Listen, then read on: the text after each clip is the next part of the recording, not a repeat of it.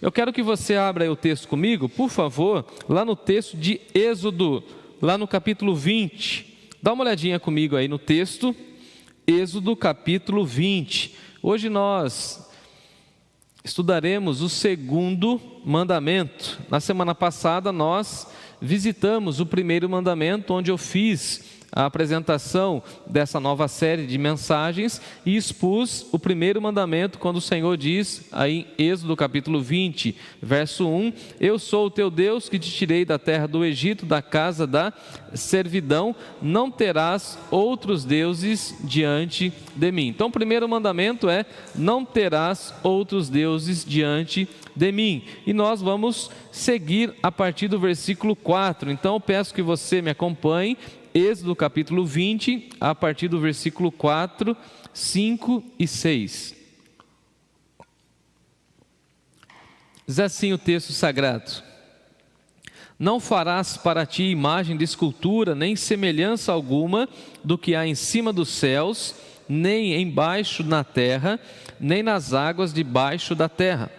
Não as adorarás, nem lhes darás culto, porque eu sou o Senhor, teu Deus, Deus zeloso, que visito a iniquidade dos pais nos filhos, até a terceira e quarta geração daqueles que me aborrecem.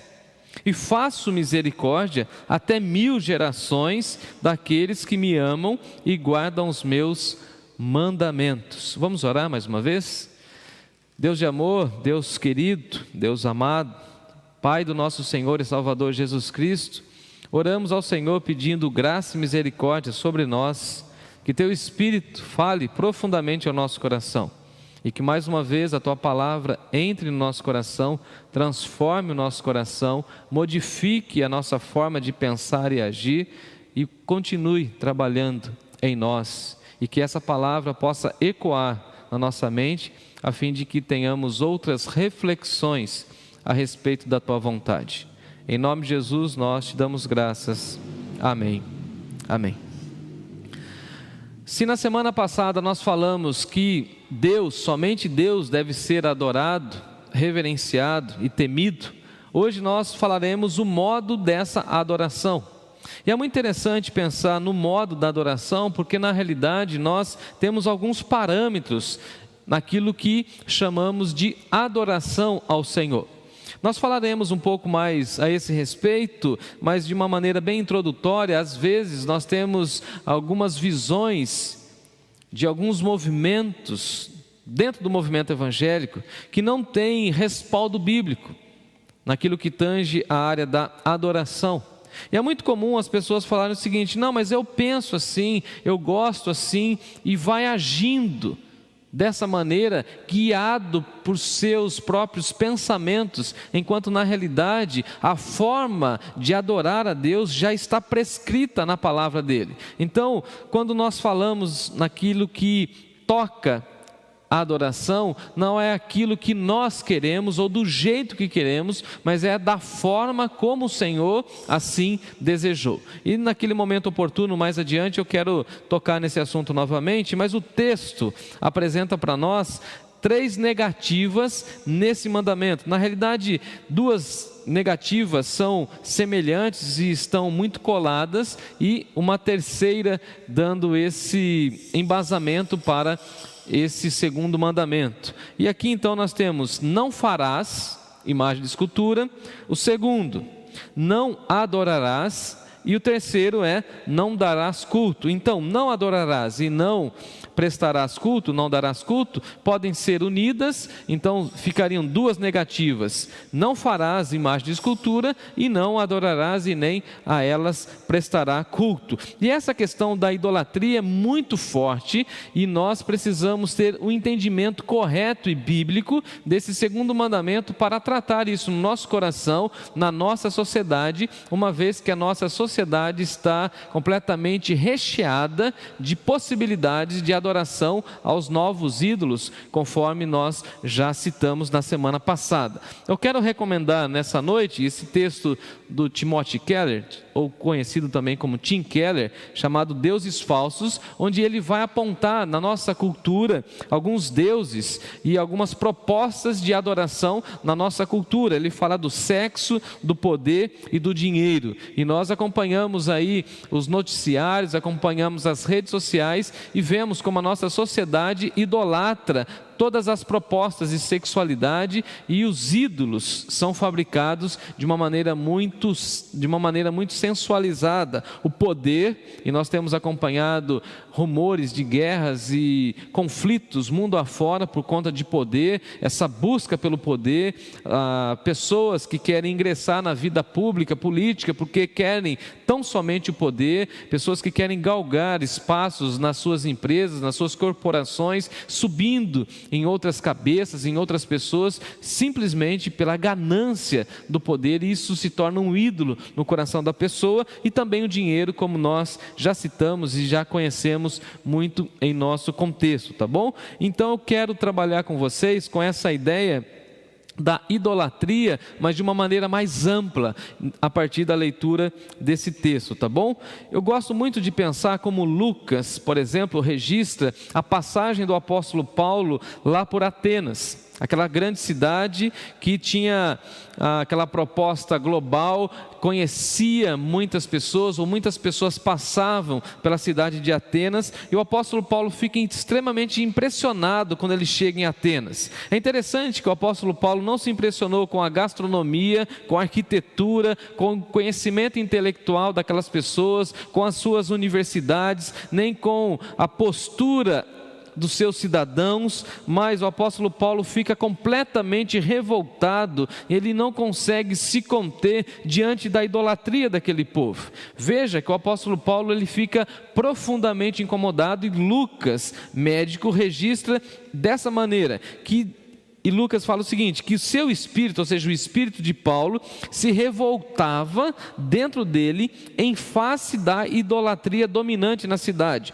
Veja que o apóstolo Paulo ele fica extremamente revoltado diante daquela idolatria. Ele passa a conversar com aquelas pessoas de Atenas a partir dessa referência da idolatria, e ele consegue com muito êxito falar do Deus desconhecido e anunciar o evangelho. Então, às vezes nós pensamos em idolatria somente em imagens, em esculturas, como também é muito típico no nosso país ou na nossa cultura latino-americana, mas temos outras formas de idolatria, como nós veremos daqui a pouco, tá bom? Então o que nós precisaremos aprender são 2 pontos nessa noite, e eu convido você a mergulhar comigo nesse texto e aprender algumas questões extremamente importantes. Dá uma olhada aí no texto, versículo 4, não farás, lá no versículo 5, não as adorarás, nem lhes darás culto. Esse segundo mandamento, de uma maneira bem geral, ele vai combater essa adoração arbitrária, ou seja, proíbe que nós adoremos a Deus do nosso jeito, sem seguir as orientações que Ele mesmo já pré-definiu na sua palavra. Esse mandamento nos proíbe a escolhermos o nosso jeito de adorar, em detrimento do jeito de Deus, da forma de Deus, e como Deus requer que nós o adoremos. Então, quando nós olhamos esse cenário, por exemplo, evangélico brasileiro, nós precisamos fazer uma autocrítica. Será que esses movimentos estão adorando a Deus, ou será que eles estão fazendo de momentos de adoração aquilo que eles mesmos querem? Então nós precisamos pensar dessa forma: será que as práticas do culto têm a ver com aquilo que Deus já ordenou para o culto, ou estão ligadas às nossas questões de gosto, de vontade, ou estão ligadas àquilo que nós chamamos de cultura? E alguém vai falar o seguinte: não, mas nós podemos adorar a Deus da nossa forma, da nossa cultura. Em partes está certo, mas será que nós podemos trazer ou importar para o culto elementos que não fazem parte da cultura bíblica? Claro que não. Então veja, muitas vezes nós tomamos decisões com aquilo que pode ou não nas celebrações, com aquilo que nós sentimos no nosso coração. Isso é um perigo, isso é muito complicado. Não, eu acho que está certo, eu acho que está errado. Não, Deus já decidiu, Deus já mostrou o caminho para a adoração. E nesse mandamento nós temos duas proibições severas da parte de Deus. Em primeiro lugar, nós não devemos fazer imagens para representar Deus de uma maneira nenhuma. Não farás imagem de escultura, não precisa fazer, não é para fazer, porque não conseguiremos retratar toda a majestade, toda a glória de Deus. Não devemos adorar nenhum tipo de imagens. Não adorarás e nem prestará culto. E é claro que esse segundo mandamento não pretende banir a arte, a estética, a pintura ou as manifestações estéticas, pois afinal de contas, Deus é que nos deu a capacidade de criatividade, a capacidade de confecção, a capacidade de desenhar, de pintar. Então Deus não está proibindo as artes ou coibindo esse tipo de criatividade do ser humano. O que Deus está proibindo é imagens que representam a Deus. É isso que Ele está proibindo. Então Deus não se opõe à beleza, à estética, muito pelo contrário, tudo aquilo que Deus fez é bom e belo. Mas Deus não aceita e Ele proíbe que venhamos a atribuir qualquer imagem, objeto à sua própria imagem e dizer que isso é Deus, ou ainda uma imagem que venha representar a Deus. Então veja que o Senhor mesmo está proibindo que imagens e esculturas feitas pelas mãos humanas sejam vistas como uma representação dele ou que possa representá-lo, pois afinal de contas, amados irmãos e irmãs, Deus é supremo, Deus é indescritível pela ótica humana. Nós olhamos e tentamos imaginar e tentamos descrever Deus, mas nós estamos olhando pela lente humana e essa lente humana está corrompida pelo pecado, e é claro que a nossa visão é limitada, é pequena e muitas vezes não consegue alcançar toda a majestade, toda a glória e toda a supremacia do nosso Deus. Então, o que nós podemos acompanhar é que no Antigo Testamento nós temos várias passagens que mostram para nós como o povo usava artefatos humanos para adoração arbitrária. O bezerro de ouro, por exemplo, é essa manifestação do povo que queria ter uma materialização da fé e diz que esse bezerro de ouro foi o Deus que tirou o povo da terra do Egito. Na realidade, uma grande aberração. Então veja que desde o Antigo Testamento havia esse desejo, esse intento no coração do ser humano de ter algo, um objeto para dizer que é Deus. Então eles queriam adorar a Deus, mas de uma maneira errada. A grande lição é que não podemos adorar a Deus do jeito que queremos, pois o Senhor já estabeleceu o jeito certo que Ele deseja ser adorado. Jesus deixou claro que o Pai, o nosso Deus, procura os verdadeiros adoradores, que adoram em espírito e em verdade. Veja, Deus é espírito e Ele aguarda, Ele espera, Ele procura os seus verdadeiros adoradores, e os verdadeiros adoradores adorarão o Pai em espírito e em verdade. Veja que essa adoração está destituída de imagem, de simbologia. Essa adoração é uma adoração em espírito e com a verdade. Em vários lugares do Antigo Testamento nós vemos que o povo de Deus tratou os seus símbolos religiosos como se tivessem poderes religiosos, ou até mesmo trataram símbolos religiosos como se fossem talismã. Isso é errado, está fora da vontade de Deus e temos vários exemplos. Se tivéssemos aqui tempo e oportunidade, poderíamos ficar aqui por horas falando de exemplos bíblicos em que o povo de Deus não entendeu por completo a vontade do Senhor e fez dos eventos, fez dos seus símbolos, talismãs, ou criam que esses símbolos tinham poderes religiosos, e nós precisamos cuidar da nossa espiritualidade para não cair no mesmo erro. Por exemplo, havia aquela mística, aquela proposta de que em Jerusalém era um lugar diferenciado. Nesse texto que eu acabei de citar, quando Jesus está conversando com a mulher samaritana, havia essa discussão. A mulher samaritana diz que naquele monte onde ela estava, no poço de Jacó, era onde os samaritanos adoravam. E ela diz para Jesus: e vocês judeus dizem que é em Jerusalém. E aí vem Jesus e diz que nem naquele monte, nem em Jerusalém, porque o Pai procura os verdadeiros adoradores. E os verdadeiros adoradores não precisam de um espaço físico. Não precisa ser em Jerusalém para ser um verdadeiro adorador. Não precisa ser no monte, no poço de Jacó. Não precisa ser no templo. E aí nós hoje carregamos isso. E às vezes, em alguns contextos, as pessoas idolatram o templo e pensam que somente naquele espaço, naquela geografia, é que Deus vai falar ao seu coração. Por exemplo, nesse exato momento eu estou aqui no templo e vocês estão aí em suas casas, e certamente o Espírito Santo do Senhor está falando aos seus corações, porque Deus não está restrito a esse espaço. Haja vista que a Bíblia vai dizer que Deus não habita em templos feitos por mãos humanas, mas muitas pessoas idolatram o espaço. Esse espaço, ele só é significativo quando o povo de Deus está aqui, ou quando nós estamos usando esse espaço, esse ambiente, para a proclamação da glória de Deus, para a proclamação do Evangelho do Senhor Jesus. Então, tem gente que idolatra o templo. Até tem uma expressão que alguns irmãos usavam no passado, irmãos que eram templários, que gostam do templo. Ou irmãos, por exemplo, uma linguagem mais antiga, que são domingueiros. Você já deve ter ouvido isso.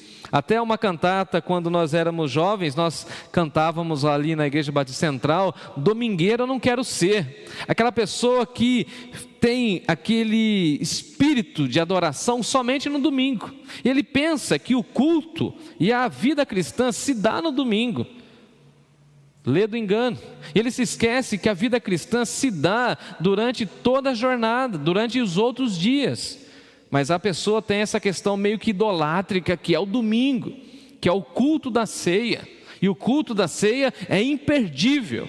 E ela perde outros cultos com uma naturalidade incrível, mas aquele culto é o culto da ceia. Isso também tem a ver com idolatria. Então o que nós precisamos fazer é vigiar o nosso coração, a nossa mente, para que nós não estejamos envolvidos com esse tipo de adoração, ao invés de adorarmos a Deus. Nesse cenário evangélico, pessoas que estão adorando os artistas desse universo gospel, pregadores extremamente vaidosos, que têm sido adorados. Há pessoas que pensam no templo, que pensam em oração. Quer ver na minha concepção, uma idolatria nos dias atuais, das 2 últimas décadas para cá, por exemplo, pessoas que procuram outras pessoas e outras igrejas ou líderes cristãos, porque determinada pessoa, entre aspas, tem a oração forte.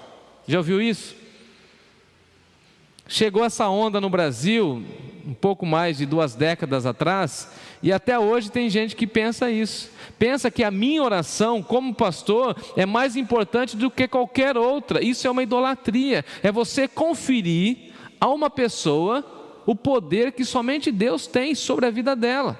E o que nós precisamos ensinar? Que todas as pessoas têm livre acesso à presença de Deus. Pode orar a Deus. Não precisa de um intermediário humano, a não ser o Senhor Jesus Cristo.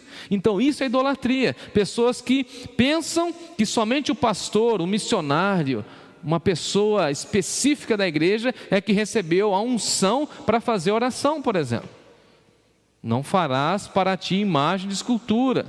Não farás para ti uma imagem que tenta me representar. Quantas vezes a gente viu e vê pessoas, líderes, que gostam de serem promovidas, que gostam daquela exaltação, como a gente costuma dizer, o culto à personalidade. Isso é muito preocupante. Tome cuidado com isso. Não farás para você nenhuma imagem. Às vezes nós pensamos de imagem somente esculpida, em madeira, pedra, ou imagem feita, um desenho, uma gravura. Mas quantas e quantas vezes nós nos esquecemos das imagens que nós criamos na nossa cabeça?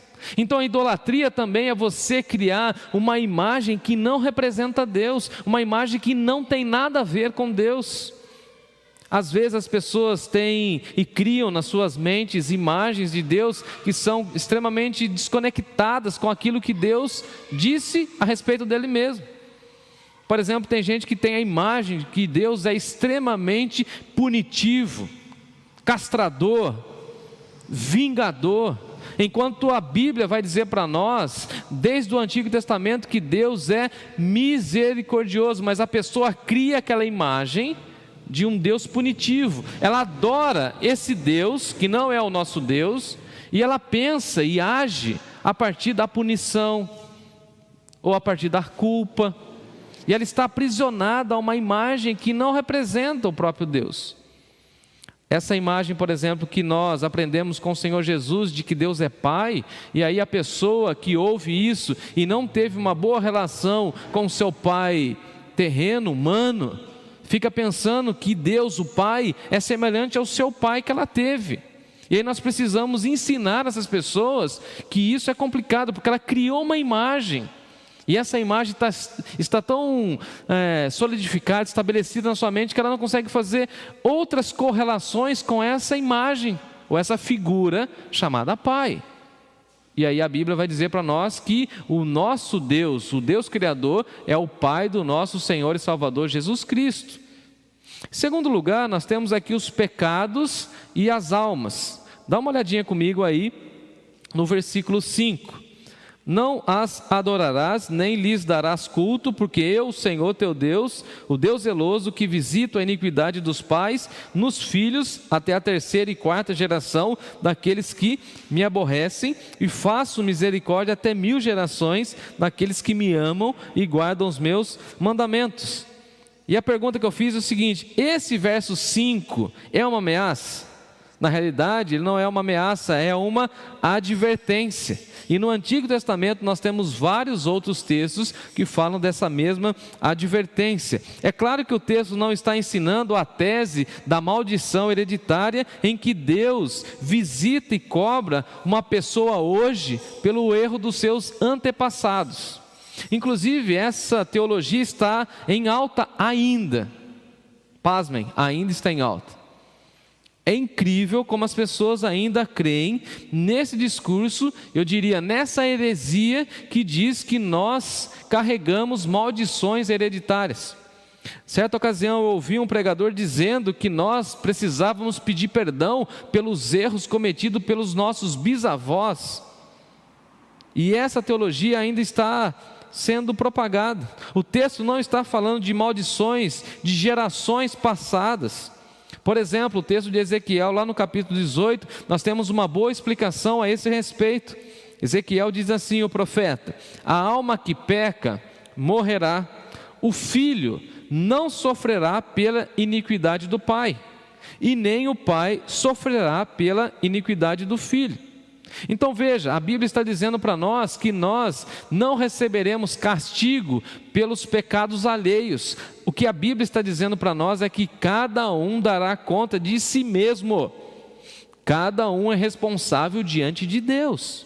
Então veja, eu não serei castigado pelo pecado do meu pai ou da minha mãe, dos meus avós, bisavós. Não, eu serei exortado e serei cobrado pelos meus pecados hoje, assim como meu filho não carregará os pecados que são meus. Eu tenho os meus e ele terá os dele. Então veja que aqui o texto está mostrando para nós que é uma advertência, e a pergunta é: o que essa advertência significa? Esse mandamento, na realidade, fala do juízo de Deus sobre aqueles que andam em caminhos ímpios de seus pais, avós e bisavós. Eu explico. Por exemplo, olha o que o texto está dizendo: eu sou um Deus zeloso, versículo 5, que visito a iniquidade dos pais nos filhos. Veja que a iniquidade é de quem? Dos pais, mas essa iniquidade que estava nos pais também está nos filhos. Então o que o texto está dizendo é o seguinte: olha, se você reconhece que a geração passada estava mergulhada em pecado, em iniquidade, você precisa fazer um rompimento com aquela geração e dizer o seguinte: eles tinham esse problema, eles agiam dessa forma, eles tinham esses pecados, eu não os terei. Então o que o texto está dizendo é o seguinte: esse pecado que vai permanecendo porque as pessoas não fazem essas reflexões. E o que o texto está querendo mostrar para nós, lembrando do contexto desse texto, que é o texto de Êxodo, onde aquelas gerações estavam desobedecendo a Deus e passando essa desobediência para as próximas gerações. Então o que nós precisamos entender é o seguinte: precisamos olhar para o passado e ver os erros do passado para não cometer os erros do passado nos nossos dias. Então, por exemplo, deixa eu usar aqui um exemplo, deixa eu ver. Uma coisa bem distante. Por exemplo, meu avô, vou usar meu avô. Meu avô, ele tinha um problema com jogatina, um exemplo.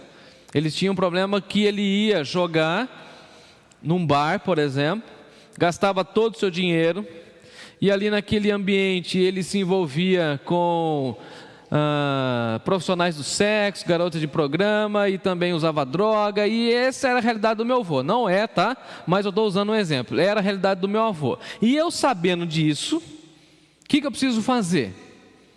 Fugir desses ambientes, fugir desse comportamento, porque senão Deus vai punir ele e vai punir aquele pecado dele que está caminhando nas próximas gerações.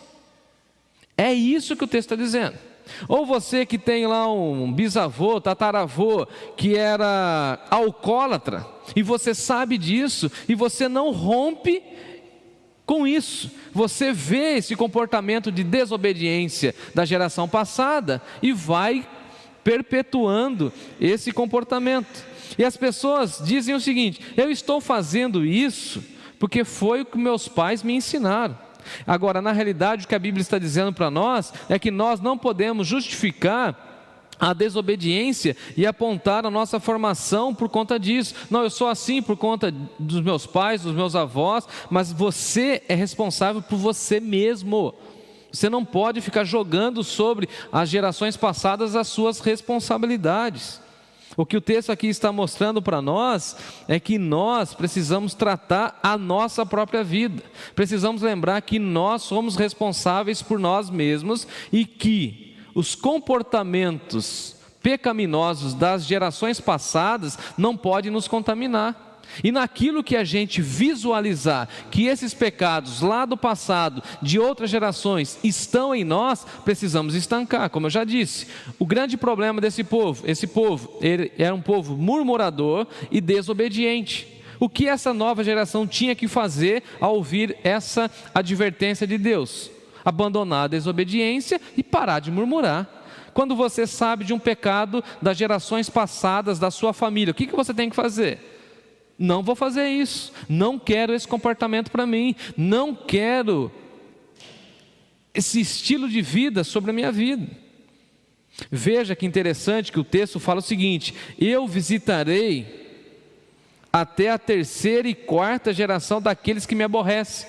Veja que o pecado aqui aborrece a Deus, e nós, pelo Santo Espírito de Deus, sabemos aquilo que aborrece a Deus e aquilo que dá alegria a Deus. Então, se você sabe que há algo dentro de você que aborrece a Deus e que você aprendeu com as gerações passadas, abandone isso, mude de vida, porque isso aborrece a Deus. E veja que o texto diz que Deus visita até a 3ª e 4ª geração, mas Deus manifesta a sua misericórdia até 1000 gerações. Veja que o próprio Deus está falando: na iniquidade eu visito até a 3ª e 4ª, tem um limite. Agora, com a bondade, com a misericórdia, eu visito até 1000 gerações. E eu acho isso magnífico, porque é uma promessa linda. O que Deus está falando é o seguinte: Ele mesmo irá seguir as próximas gerações com o seu amor e com a sua graça. O amor de Deus será constante se nós obedecermos a Deus e fizermos aquilo que Ele tanto deseja. Eu acho então interessante que nós podemos dar graças a Deus, porque essa bênção de sermos dele, nós já temos o teu Espírito, o Espírito dele agindo em nós, e a nossa oração é que Deus continue sendo misericordioso até 1000 gerações. Você consegue imaginar 1000 gerações a partir da sua geração? Ou seja, a bondade de Deus, a misericórdia de Deus vai seguir toda a nossa geração até que Jesus volte, amém. É isso que nós precisamos orar. Não vou adorar outros deuses, não vou fabricar outros deuses, não vou prestar culto a outros deuses, porque eu espero que o único Deus que eu adoro seja o Deus que o meu filho adora, seja o Deus que o meu neto vai adorar. Eu não sei se eu terei a possibilidade de ser bisavô, claro que pela racionalidade humana não, mas a minha oração é que meu bisneto, se Jesus não voltar antes, ele seja acompanhado pela graça de Deus e ele adore somente a Deus. Que meu filho, que meu neto, seja que as próximas gerações desfrutem da bondade de Deus. Agora, para que eles desfrutem da bondade de Deus, eu não posso fazer imagem de escultura, não posso confeccionar uma imagem de Deus, não posso me curvar aos deuses da minha geração, da minha cultura. Eu preciso lembrar o meu coração e o seu coração que nós só adoramos a Deus.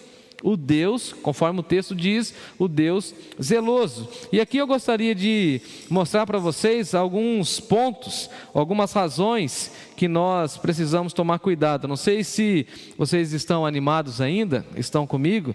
Eu vou aguardar vocês escreverem aqui no chat, tá bom? Eu tenho mais aí uns 10 minutos de fala, se vocês me acompanharem.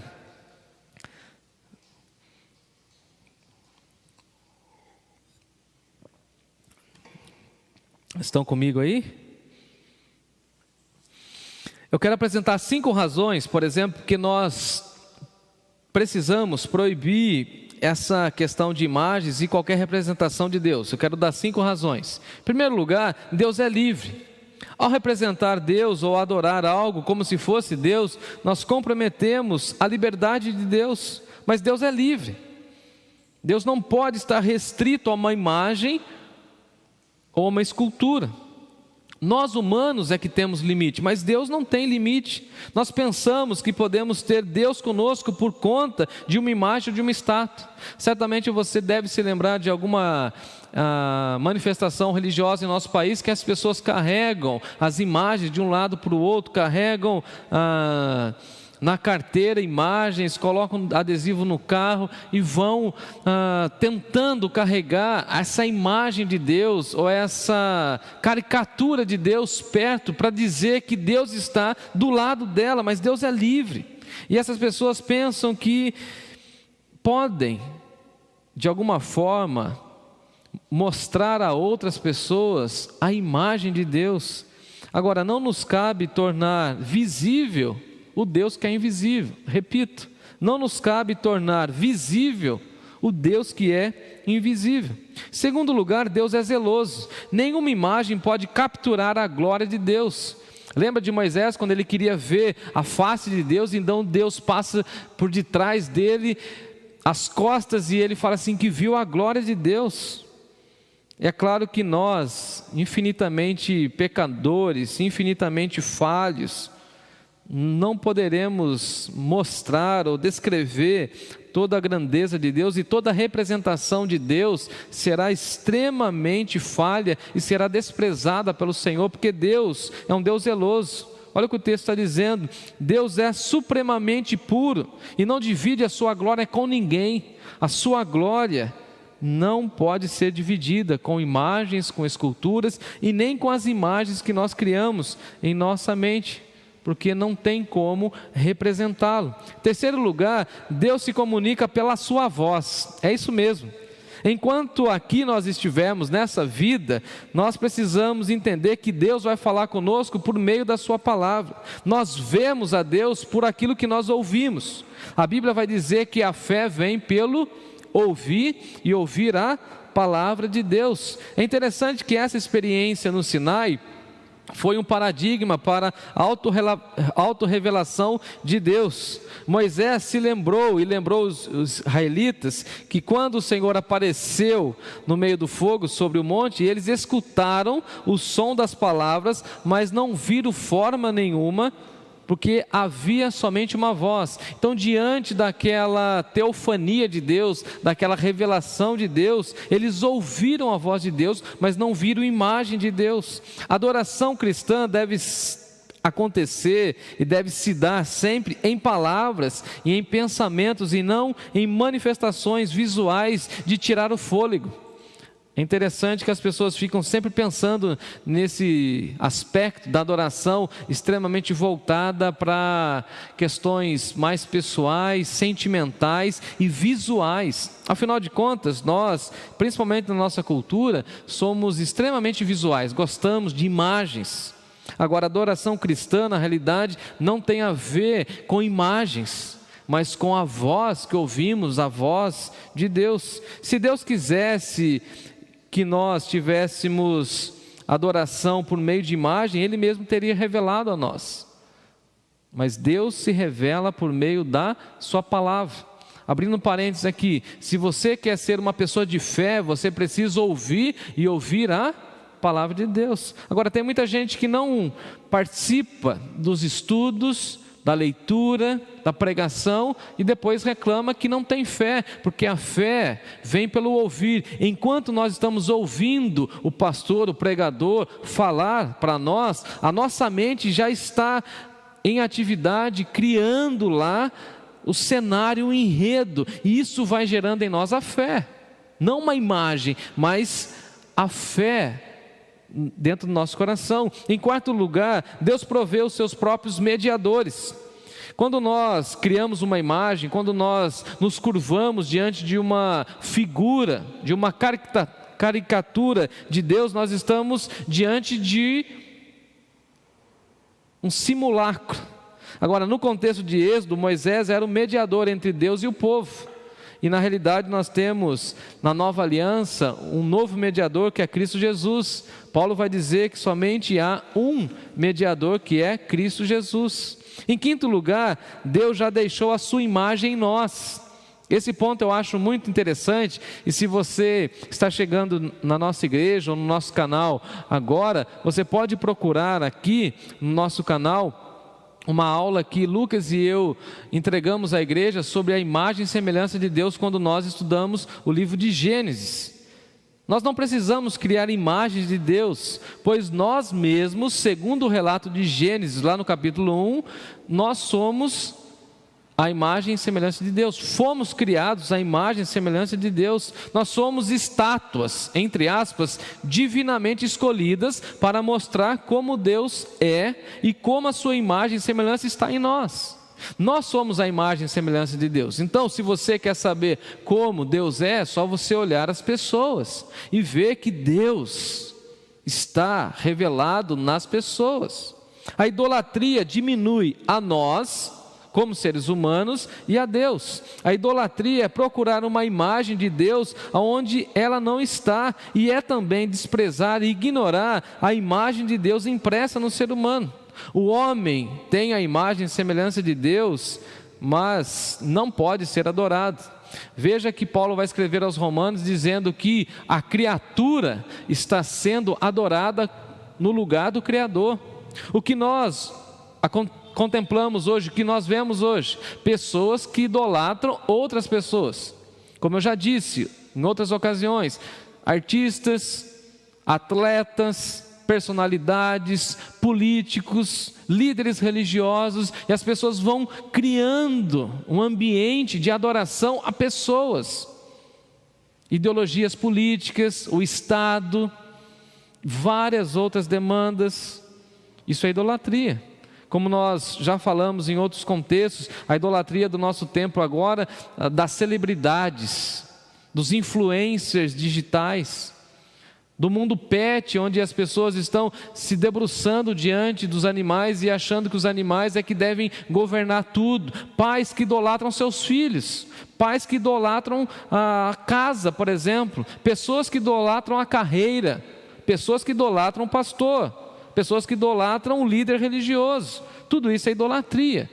E nós precisamos entender que nós, como imagem e semelhança de Deus, precisamos refletir a glória de Deus e não chamar para nós a adoração. Por isso que precisamos tomar cuidado com homenagens, com falas, com elogios. É claro sim que precisamos honrar as pessoas, mas precisamos tomar cuidado com a autopromoção das pessoas, porque algumas pessoas não sabem lidar com isso e pensam que são ícones de adoração. Deus não precisa da nossa ajuda para fazer mais imagens, mas Ele pede que sejamos testemunhas dEle. Nas palavras do Senhor Jesus, Ele disse: ser-me-eis as minhas testemunhas. E eu tenho mais coisa para falar, mas eu sei que o tempo está muito apertado e eu quero caminhar para a conclusão, dizendo a vocês que estão me acompanhando, irmãos e irmãs, que Jesus veio para cumprir a lei e Ele cumpriu esse segundo mandamento. E Ele é o exemplo para nós, para cumprirmos também esse segundo mandamento. Diante da tentação do diabo, no início do ministério de Jesus, o próprio Senhor Jesus disse ao diabo: ao Senhor teu Deus adorarás e somente a Ele darás culto. Qual que era a proposta do diabo? Você pode me adorar e eu vou conceder para você o reino, ou os reinos, os poderes dessa terra. E Jesus olha para o diabo e diz: não, ao Senhor teu Deus, ao nosso Deus, o meu Pai, somente a Ele eu vou adorar e somente a Ele eu vou prestar culto. Então veja que Jesus cumpriu esse mandamento, pois Ele manifestou o Pai aos seus discípulos. Ele pôde dizer para nós: eu e o Pai somos um. Jesus revelou a face do Pai. E João vai dizer para nós que Ele veio cheio de graça e de verdade. Então, se você quer conhecer perfeitamente o Pai, olhe para as pessoas, mas acima de tudo, olhe para Jesus. Nós não precisamos de ícones, pelo contrário, nós só precisamos de Jesus, pois só Jesus revela perfeitamente quem é o nosso Deus e Pai. Jesus, na linguagem do apóstolo Paulo, é a imagem do Deus invisível. Então, se você quer saber como é o Deus invisível, olhe para Jesus, porque em Jesus o Deus invisível se tornou visível. Então, se você quer uma imagem perfeita de Deus, leia os evangelhos e veja como Deus é pela manifestação do seu Filho Jesus. Jesus, na linguagem do autor aos Hebreus, é a expressão exata do ser de Deus. Como Deus é? Deus é como Jesus. O seu Filho representa o Pai. Então, essa é a imagem que precisamos ter. A última frase do meu sermão é: só tem uma forma de cumprir esse mandamento e fugir da idolatria, olhando para Jesus. Se você quer fugir da idolatria, olhe para Jesus. Se você quer cumprir esse segundo mandamento, olhe para Jesus, para que as suas próximas gerações continuem também olhando para Jesus e que Deus as visite com graça, com misericórdia, para todo sempre. Amém. Que Deus nos abençoe, que Deus nos guarde e que o Espírito do Senhor continue a falar aos nossos corações.